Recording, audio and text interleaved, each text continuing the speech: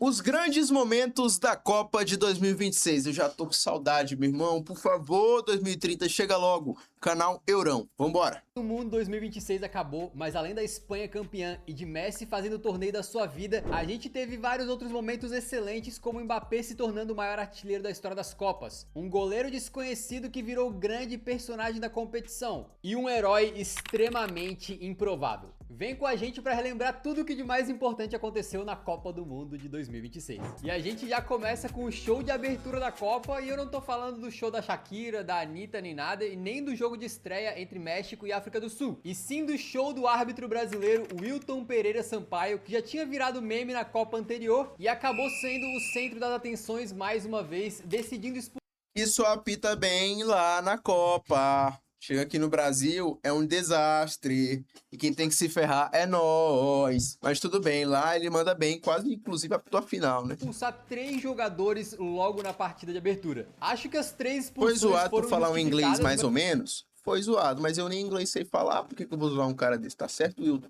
Tá lá ganhando 50 mil reais, fala do jeito que quiser. Mas mesmo assim o povo 50 mil pegou no pé dólares, eu dele, acho. não só por isso, mas também pelo inglês meio quebrado dele na hora de anunciar as decisões, que deixou mudar o da África do Sul entendendo absolutamente nada. O México venceu esse jogo e inclusive os mexicanos fizeram uma boa campanha na Copa, se tornando o primeiro país a sediar 3 mundiais diferentes, né? Teve Copa no México em 70 com o Pelé, teve Copa no México em 86 com o Maradona e teve Copa no México em 2026 com o Noni Madueke. Um momento que marcou demais a campanha mexicana foi quando no último jogo da fase de grupos o Ochoa entrou em campo e foi ovacionado. Um momento de celebração ali de uma lenda mexicana, né, completando a sua 6ª Copa do Mundo como convocado, uma marca muito bacana que ele divide com outros craques, embora ele só tenha entrado em campo em 4 dessas Copas aí. Mas independente do que aconteceu em campo, o mais insano do México nessa Copa foi a festa insana da torcida deles, com milhares e milhares de pessoas nas O ruas México lotou todos os jogos de Copa, acho que ele teve o público maior em todos. sem comemorando. exceção. Teve até um coreano que se perdeu entre os mexicanos e foi imediatamente adotado por eles, e por aí vai, os caras realmente deram o espetáculo. E Magia pra da esse Copa do Mundo, né, cara? O México não faz nada, é uma seleção extremamente fraca, mas aí, meu amigo, não importa. Ai, como é coreano bom era esse mais jogo torneio, torcer pro cara. México mesmo, né? Porque a campanha Não da tem Coreia do Sul competição, foi cara. pavorosa. Ah, Olimpíadas ou Copa, não existe competição, meu amigo, não existe. Olimpíadas só traz histórias lindas, maravilhosas, eu amo Olimpíadas. Porra, sensacional. Mas não tem como, cara. Copa do Mundo é muito forte. Uma nação inteira torcendo para o mesmo objetivo. Eu tiro pelo Brasil, cara. Às vezes a gente nem sabe que a gente é forte em algum esporte aqui sem ser futebol. Só vai saber no dia que o cara ganhar a medalha, depois que ele ganha, ele nem se importa mais. É desse jeito, o cara fica com um hypezinho ali por 1 mês, 2 meses, 3 meses, depois some. Começou com o vazamento de alguns da mídia criticando o som por conseguir uma isenção do alistamento militar. Enquanto isso, o Edilson Capetinha tá até hoje aí dando entrevistas, falando em todo lugar que ele é pentacampeão do mundo sendo reserva. Então aí você já tira, né? Aí os jogadores decidiram boicotar a mídia coreana. Quando os caras voltaram pra Coreia do Sul, o técnico foi vaiado e meio que fugiu do país. Foi um desastre completo. E pra piorar, a grande estrela, o Son, fez uma Copa fraquíssima, né? Já a sua estrela pode brilhar, porque se no futebol é essencial clubes e seleções estudarem o que tá acontecendo pra conseguirem Eu acho que ele vai. principal investiu ali no mercado, funciona investimentos, as provas Massa. como idade que funcionam as coisas. Mercado de investimentos reais para quem queira a linha da descrição. Ó, valeu. Outro anfitrião é o Banco BTG Pactual por acreditar no nosso trabalho e patrocinar esse conteúdo. Outro anfitrião que teve uma campanha marcante foi o Canadá, com o principal jogo dele sendo aquele contra o Catar, em que o meio-campista Koné acabou quebrando a perna numa infelicidade absurda, um lance muito feio. E o Madibo, que foi quem tava na dividida ali, tava completamente em choque com o que ele tinha feito, né? O Koné, aparentemente sob o efeito de analgésicos, já saiu de campo dando tchauzinho pra torcida mesmo com a perna quebrada. Nesse jogo, o meio-campista Saliba faz gol e levanta a camisa do Koné em homenagem, no que foi a primeira vitória do Canadá na história das Copas e por um sonoro 6-0. Momento absolutamente histórico pros caras, com o hat-trick do Jonathan David e uma comemoração maluca do técnico Jesse Marsh, com os canadenses chegando nas oitavas de final pela primeira vez, depois de vencer a África do Sul nos 16avos de final, com o técnico dando um discurso emocionante dizendo que os jogadores são heróis canadenses e que o futebol vai crescer no país por conta deles. Ainda assim, a eliminação dos caras foi um pouco decepcionante, não só porque tomaram de 3-0 do Marrocos, mas pelo grande craque da equipe, o Alphonso Davies, sequer ter entrado em campo porque não se sentia bem, mesmo estando liberado pela comissão médica para jogar. Falando de outro país sede, os Estados Unidos infelizmente não foram tão hospitaleiros, com muitas polêmicas. Ah, caralho! Não, isso aqui tá editado, pô. Olha a cara do Trump, moleque. Não é dessa cor, mano. Impossível, chat. Tá maluco, cara. Não, mano. Edição, não vou nem pesquisar. Eu ia pesquisar aqui, mas isso aqui é edição, pô. Durante e até antes da Copa, e casos muito chatos como toda aquela questão do Ayman Hussein do Iraque, que foi detido e questionado por 7 horas no aeroporto. Cara, isso é uma das coisas mais feias que tem, mano. Meu Deus do céu, eu espero que Deus nunca mais ceda uma Copa nos Estados Unidos. Mas isso vai acontecer, né? Dependente do que manda é o dinheiro. Mas essas posturas de... Nossa senhora. E quem defende é tão burro quanto. Antes de poder entrar no país, o juizão Omar Artan da Somália, que teve a sua entrada negada e acabou ficando fora da Copa mesmo. E essa bagunça toda espirrou pra dentro de campo, né? Porque o Balogun tomou um cartão vermelho contra a Bósnia. O maior vexame que eu já vi na história do futebol, fora das 4 linhas, tá? Tem goleadas históricas, tem time que entregaram, tem assassinato, tem um monte de coisa.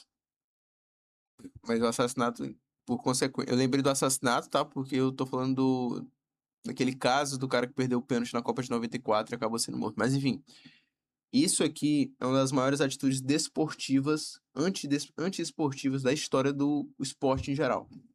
Isso aqui, cara, é uma das maiores vergonhas que eu já vi. Inclusive é foda, né? Porque os caras fizeram esse movimento no dia da eliminação do Brasil. E a eliminação do Brasil ofuscou muito, que foi isso aqui. Isso aqui era pra ter sido uma polêmica que eu acho de verdade. Se todas as seleções tivessem o mínimo de respeito pelo esporte, não deveriam ter jogado o resto da Copa. Bom, enquanto o Balogun não for expulso novamente, for retirado essa reivindicação do Trump, tá, dos Estados Unidos, a gente não joga. Devia ter sido assim, cara.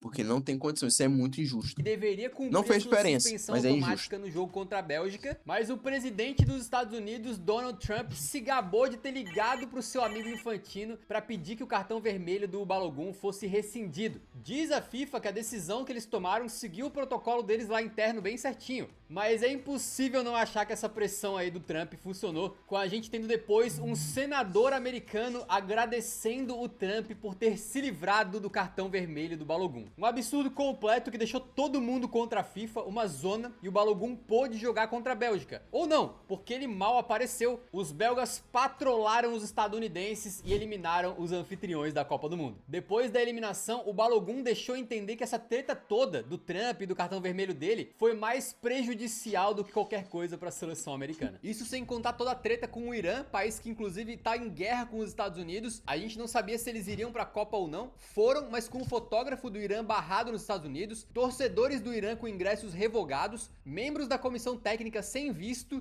e eles precisando pegar um avião e sair do país correndo depois de cada partida. Um absurdo que fez jogadores como Taremi virem a público pedir tratamento igual, já que eles foram a única seleção entre as 48 sendo tratados dessa maneira. E o sofrimento do Irã não foi só fora de campo, mas também dentro dele, porque no último jogo deles na fase de grupos, o Khalil Zadeh marcou no último minuto de jogo para classificar a seleção. Uma festa absurda. Ele tirou a camisa e comemorou com um óculos meme ali, só para no final das contas o gol ser corretamente anulado. Não bastasse esse sofrimento, mesmo assim o Irã ainda tinha chance de se classificar entre os melhores terceiros colocados, mas para isso tinha que esperar os próximos resultados. E aí eles sofreram de novo num dos melhores jogos da Copa. A Argélia jogava contra a Áustria e os dois times precisavam só de um empate para avançar. O jogo tava 2-2 e aí obviamente nenhum dos dois times estava querendo fazer nada para não se arriscar e ficar de fora. A Áustria felizona com o empate, deixando a Argélia trocar 110 passes em 5 minutos seguidos de posse de bola. Lembrando a fatídica desgraça de Rijon,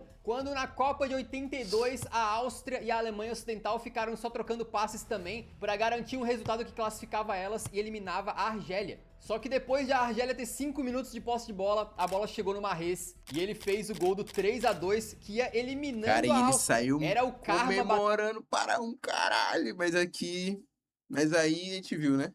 batendo fortíssimo na seleção austríaca, tá? E nesse curto momento, quem estava se classificando no lugar da Áustria era o Irã. Só que toda a festa dos iranianos assistindo na concentração foi por água abaixo, porque no minuto seguinte a Áustria conseguiu empatar de novo o jogo. Magicamente, acabou né? 3-3 e assim Argélia e Áustria se classificaram com empate e o Irã foi eliminado num dos momentos mais dramáticos da Copa do Mundo, em que teve até argelino comemorando o gol da Áustria contra eles, porque com um empate eles passavam para pegar a Suíça e não para pegar a Espanha. Embora no fim das contas, Suíça ou Espanha não deu muito certo igual, né? E esse caos todo só foi possível por causa de uma das novidades dessa Copa do Mundo. Com 48 seleções, a gente tinha não só os 2 melhores de cada grupo passando, mas também os 8 melhores terceiros colocados, que se classificavam para os 16 avos de final, uma fase de mata-mata a mais antes das oitavas. E essa não foi a única novidade, a gente também teve a introdução em todos os jogos da famosa pausa para hidratação, supostamente implementada por causa do calor absurdo que de fato tá fazendo lá durante a Copa,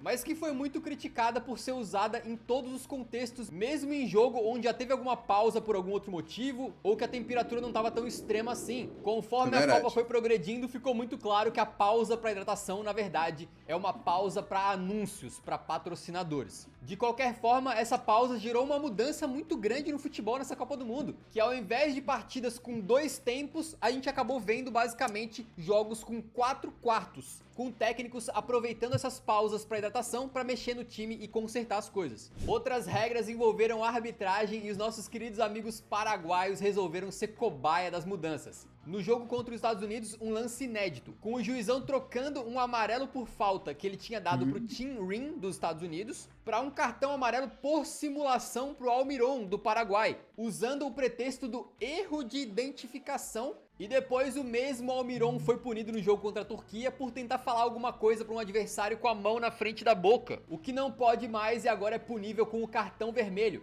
uma regra que surgiu depois daquele caso na Champions onde o Prestiani do Benfica... Isso que é foda, você dá esse tipo de regra, que não é uma regra ruim, tá? Não é uma lei ruim, não é uma regra ruim, longe disso. Mas você dá na mão de árbitro que não sabe interpretar, velho. E aí às vezes ele vai aceitar isso, às vezes não, tá ligado? E aí... vai ficar muito interpretativo na mão dos jogadores, na mão do árbitro.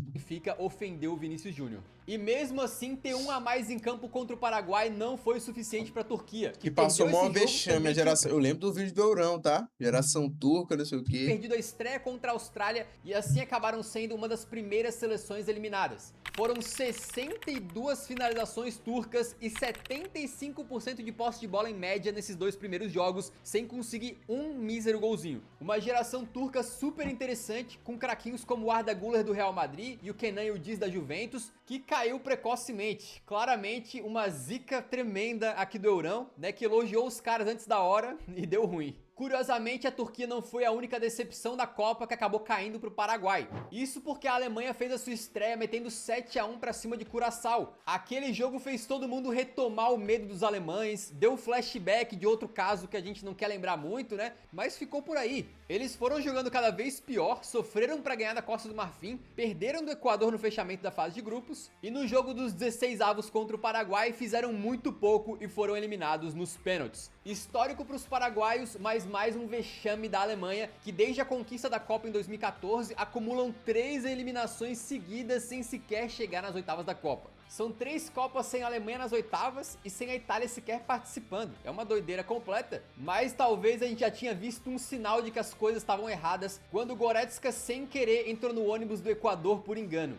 Você parece burro! Se nem o busão certo eles acertavam.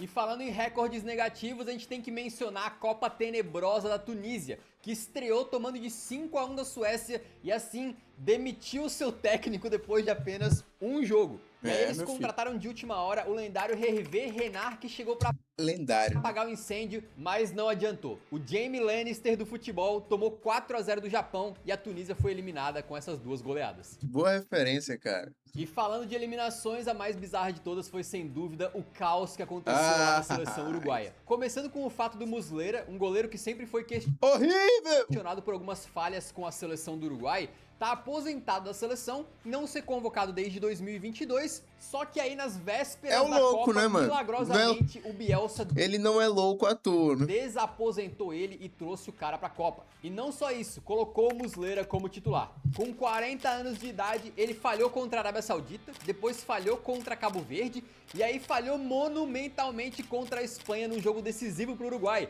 num erro tão absurdo que ele foi até substituído no intervalo. Aparentemente, ele mesmo pediu pra sair, mas essa eliminação precoce confirmou que os supostos problemas de vestiário que o Bielsa tinha com o elenco eram verdade, com parte do time se rebelando pelos métodos dele e tudo mais. O craque do time, Valverde, não estava jogando nada e saiu no segundo tempo dessa partida contra a Espanha, mas não adiantou porque o Uruguai perdeu e foi eliminado na fase de grupos mesmo. Saindo do gramado depois da eliminação, o Bielsa deu um grito bizarro, completamente estressado e frustrado com a situação, enquanto os jogadores voltaram para casa em aviões separados mesmo. Foi um racha total, um completo desastre a Copa do Mundo do Uruguai. Subindo um pouquinho no mapa, vamos falar da Canarinho e depois tem mais sobre o Brasil aqui, tá? Mas vale mencionar o começo muito bom do Vinícius Júnior com a seleção nessa Copa. Ele foi um grande nome do time e marcou 4 gols em 3 jogos na fase de grupos, se tornando um dos poucos brasileiros a conseguir esse feito, junto de lendas como Jairzinho, Romário, Rivaldo e Ronaldo. O juizão ainda garfou um gol dele contra a Escócia, onde ele ganhou a frente do zagueiro normal, tomou um chute e mesmo assim teve gol anulado. Teve também um jogo suado do Brasil contra o Japão, né, com 1 a 0 dos japoneses, já dando aquele trauma na gente de uma eliminação precoce, mas o Casemiro se redimiu no segundo tempo com um gol e o Martinelli apareceu salvador no finalzinho pra levar o Brasil pras oitavas, onde a gente seria eliminado. Pô, não vai falar do lance do Vinícius não, pô, aquele lá que ele dá a canetaça e ia ser o gol mais bonito da Copa, velho. Ai, meu Deus, será ele foi loucura demais. Para uma das sensações da Copa do Mundo, a Noruega. Foi um jogo muito triste porque tu consegue entender por que o Ancelotti tentou apostar no contra-ataque, mas ao mesmo tempo não deixa de ser um pouco vergonhoso o Brasil se apequenando, se defendendo e jogando só no contra a seleção norueguesa, que com todo respeito é uma boa seleção, mas não é nenhum bicho-papão. O Brasil É foda, né? A estratégia não é horrível, já falei disso na época, falo de novo. A estratégia ela é aceitável, pô. Você consegue olhar pra ela e falar, beleza, a partir disso aqui a gente vai ganhar. E até tinha como, a gente perdeu gols cara a cara.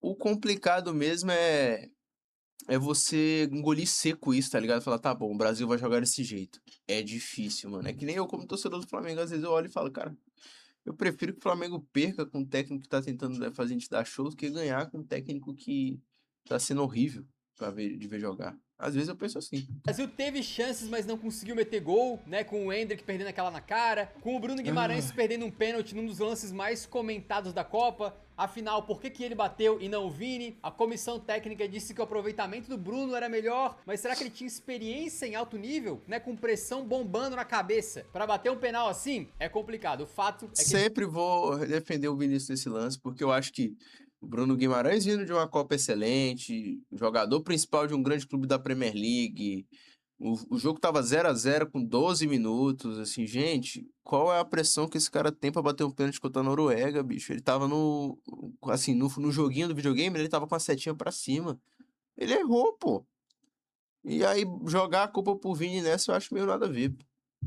perdeu, e sem gol do Brasil, teve 2 do Haaland para finalizar a nossa participação na Copa, que ainda teria tempo do Neymar entrar no final e meter um gol de pênalti, em que ele ainda foi lá brigar e provocar o goleiro Nyland, como se o Brasil não estivesse perdendo e precisando de cada segundo para tentar fazer um segundo gol. Foi uma cena patética, não serviu para nada, e a Noruega foi pegar a Inglaterra. E a Noruega foi sensação não só pelo Haaland marcando gol a rodo na sua estreia em Copas do Mundo, e virando uma baita sensação mundial, mais até do que ele já era, né? E sim por toda a temática viking dos noruegueses durante a competição, né? Eles tinham pousado vestidos de vikings ali, e também teve a remada que a torcida fez em todos os jogos, e os próprios jogadores repetiram, liderados pelo Odegaard no tamborzão ali, fazendo uma coreografia em sintonia com a torcida. Foi bem bacana de ver. A Noruega não jogava a Copa desde 98, então foi uma participação histórica para eles que estavam lá certamente pela festa, né? Outra participação histórica na Copa foi a de Curaçao, menor país aí para uma Copa do Mundo, né? Com apenas um pouco mais de 150 mil habitantes, e que surpreendeu muita gente conseguindo um pontinho no empate contra o Equador,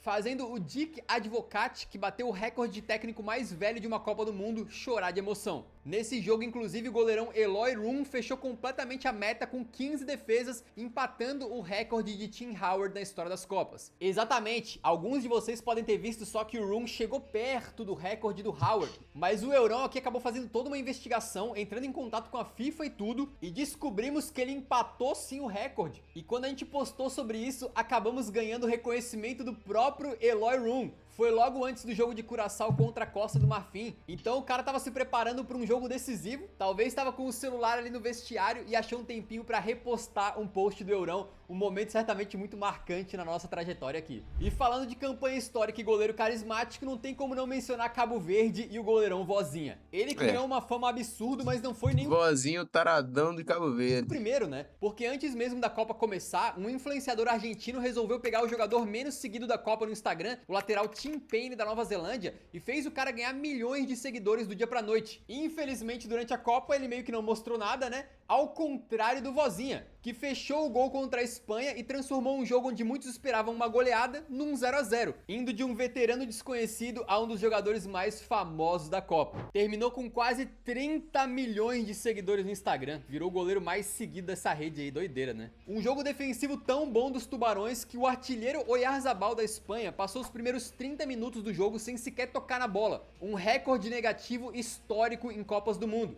Um empate que foi comemorado como vitória. Cabo Verde comemorou muito esse empate como se já tivesse bom, né? Mas no final das contas terminou a fase de grupos invicto e garantiu uma heróica vaga no mata-mata. Mas infelizmente os caras pararam na finalista argentina, não teve o que fazer. Mas assim, foi um jogo épico com Cabo Verde jogando a vera, com o Vozinha catando tudo e mesmo com o Messi marcando o primeiro num golaço com um domínio absurdo, Cabo Verde foi guerreiro e empatou com o Duarte e levou o jogo pra prorrogação. Na primeira Copa de Cabo Verde, eles conseguiram empatar com as duas finalistas, cara. É uma campanha absurda. Realmente. E quando o Lisandro desempatou na prorrogação, o Sidney Lopes fez um dos gols mais bonitos Foi o gol mais bonito da Copa, eleito. Acho que esse vídeo foi feito antes. da Copa do Foi Mundo. eleito o Só gol que mais essa bonito da Argentina Copa. tava imorrível e em cobrança do Messi de escanteio, o Diney fez contra e Cabo Verde foi Ah, não sabia que tinha eliminado. sido Mas, contra olha, eles não, podem você tinha ficar sido o tristes Romero. De jeito nenhum, né? Inclusive o goleiro Vozinha tava levantando seus companheiros depois do final do jogo pra eles se orgulharem ali, saírem de cabeça erguida pela campanha absurda que fizeram. E sem dúvida Foda, essa velho. seleção aí foi a grande personagem alternativa da Copa do Mundo, mas não tem como, né? Enfrentou o Messi e a Argentina e já era. E a Copa que o Messi fez, né? Falando nisso, o Messi estreou nessa Copa do Mundo num jogo histórico, onde ele podia ter E aí depois, esse vídeo eu tô vendo depois da morte do pai do Messi, né? Ele falando que fez de tudo, lutou contra o corpo pra levar mais uma Copa pro pai dele, porque o pai dele não conseguiu acompanhar a Copa de jeito nenhum. O pai dele só sabia por alto, assim, que tá dando certo, tá dando certo. Chegou na final, tava fazendo de tudo pra levar, mas o corpo dele não aguentou. O texto que o Messi postou é um texto sensacional, cara. Realmente pensar assim, sei, teve muito toda a questão da rivalidade. Eu sou um cara que é fã do Messi, eu não tive rivalidade com a Argentina, porque pra mim tanto faz os caras me passar a gente mesmo. Mas eu queria que o Messi tivesse ganhado mais uma Copa, velho. Depois, então, que eu descobri o negócio do pai dele, né, que ele falou. Que ele falou não, né? Ele falou um pouco, eu acho. Mas foi mais a questão da morte do pai dele.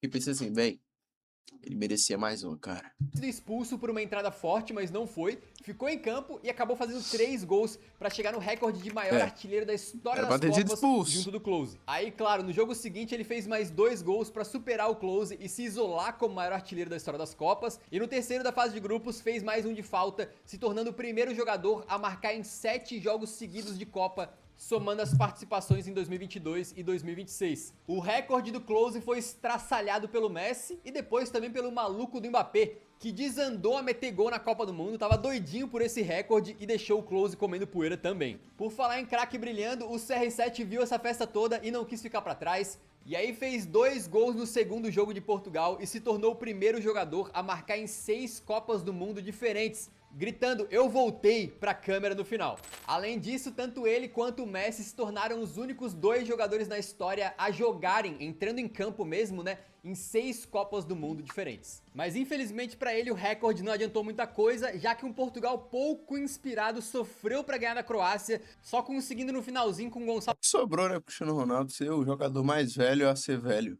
Foi isso. Ramos Ah, eu sou o jogador mais velho a ser velho.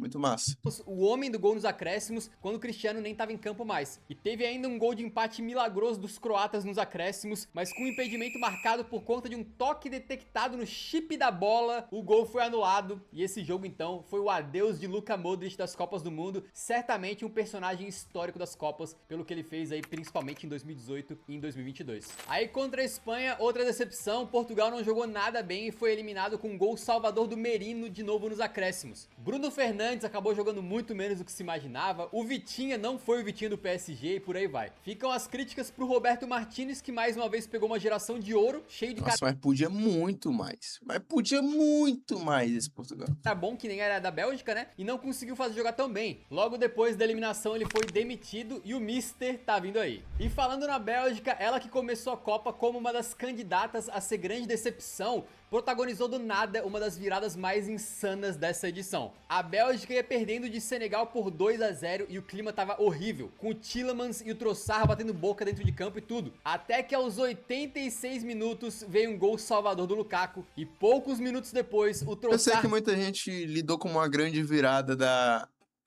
da Bélgica, mas aqui eu lidei como um grande vexame de Senegal.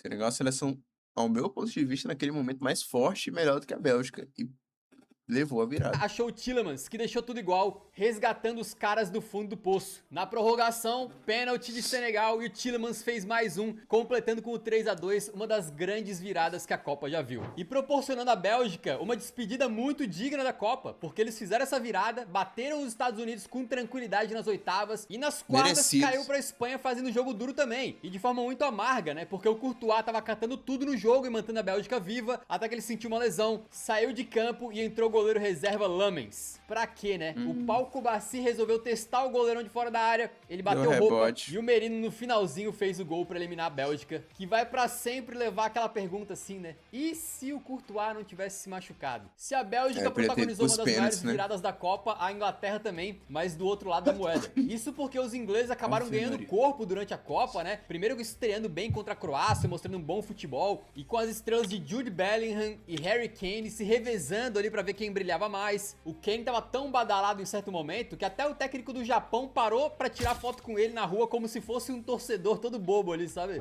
Aí no mata-mata a Inglaterra faz um jogo duríssimo contra a República Democrática do Congo, decidido por 2 gols do Harry Kane no final. E aí contra o México nas oitavas, outra batalha com o Bellingham brilhando com 2 gols e salvando um gol do César Montes ali na pequena área, né? Foi aquele jogo em que o Henderson na comemoração acaba quebrando o braço, caindo da placa de publicidade e que o Kane tava com a voz assim. I've just been sitting there, I can't really talk.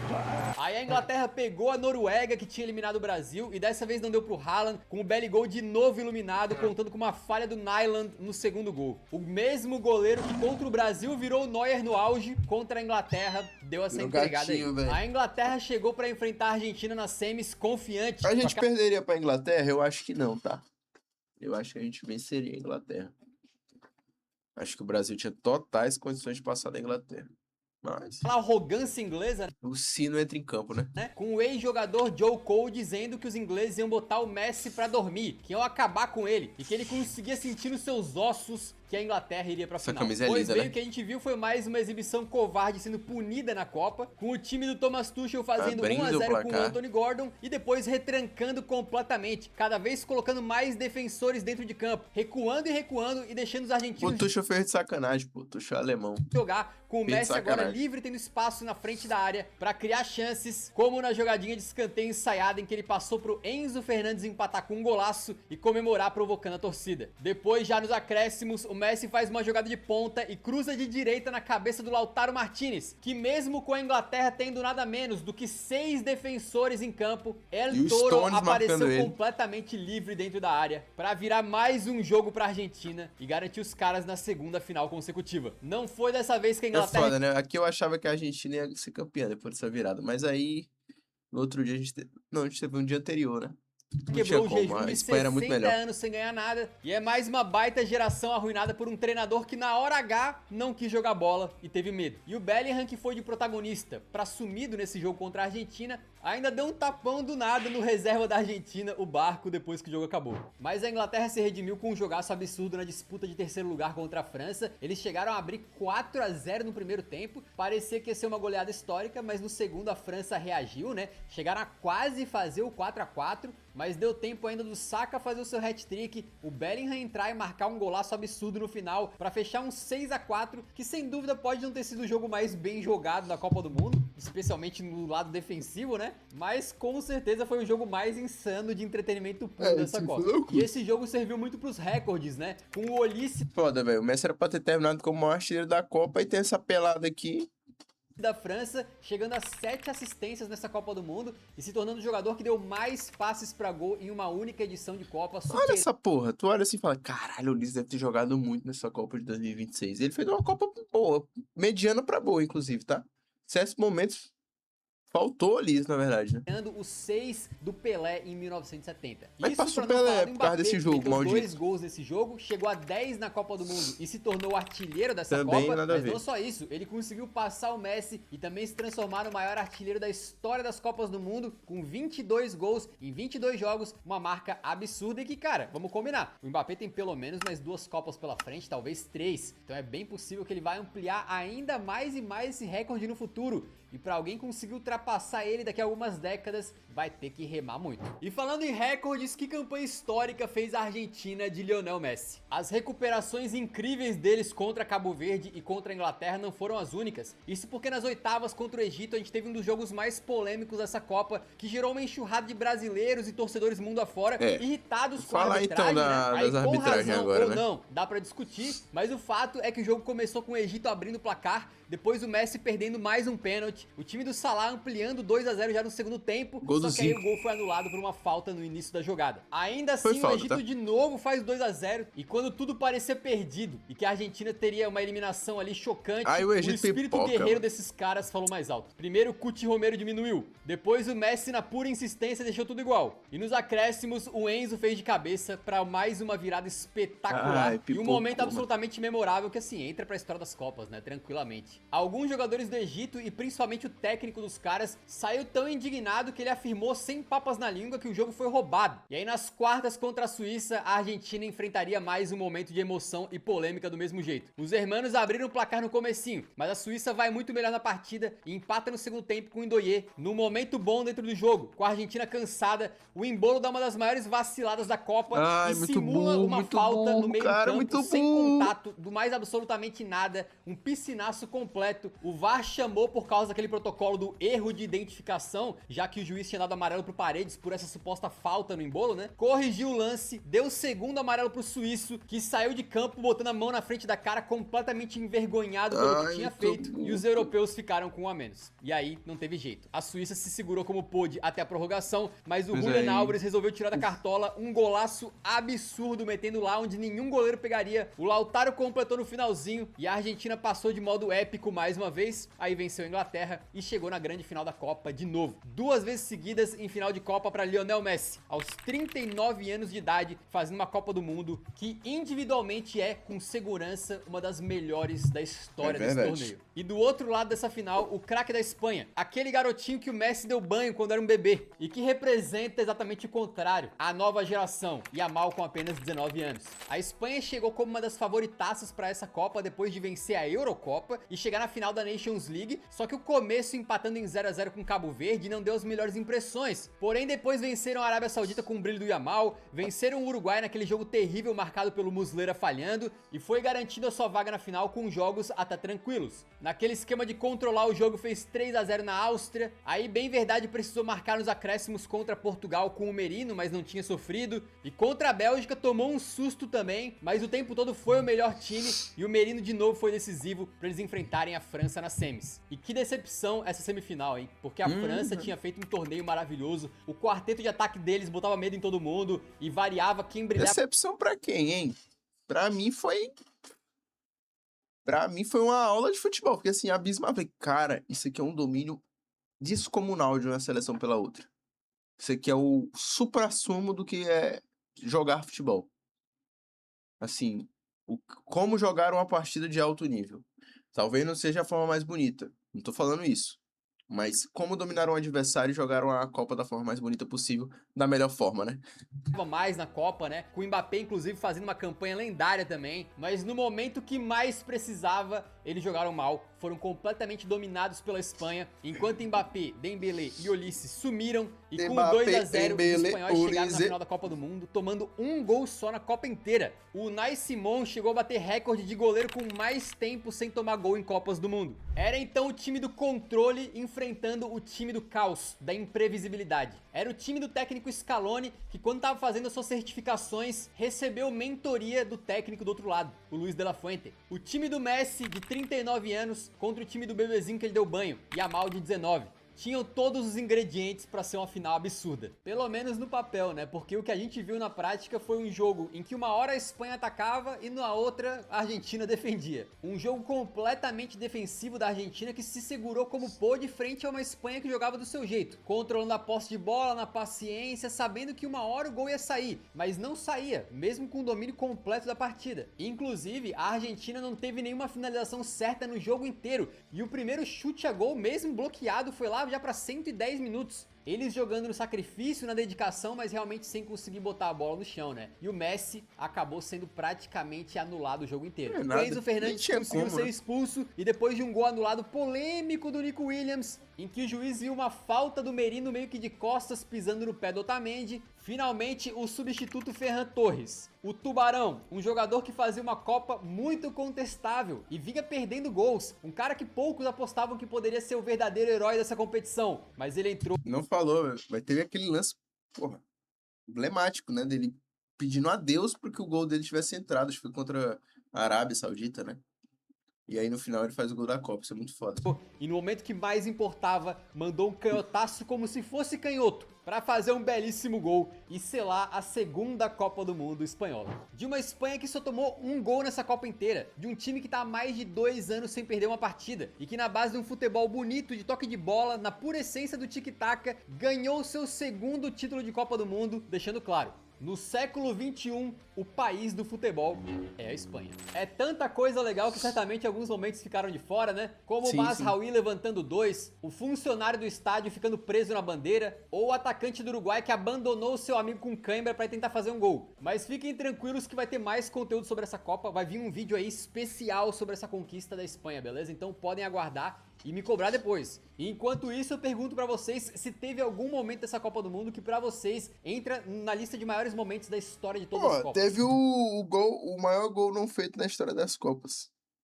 Brincadeira, mas o gol do o não gol do Vinícius foi muito emblemático. Porque a gente fez um vídeo só sobre isso, inclusive com a participação do público. Se você não assistiu, tem aqui então preparadinho mais de 50 dos momentos mais marcantes de toda a história da Copa do Mundo. Vale muito a pena. Valeu, Eurão, cara. Videozaço, tá? Deixa o like lá, se inscreve no canal dele, rapaziada. Enfim, com essa a gente se despede, tá? Mais uma livezinha finalizada. Agradeço todo mundo que colou. Vai aí, volta a live se você chegou agora pra assistir o que você perdeu. Ontem teve live, tem vídeo aí no canal também, muita coisa. Muito obrigado. Beijo no coração de geral. É nóis. Amanhã não estamos de volta, mas segunda-feira sim, tá? Valeu, beijão. É nóis.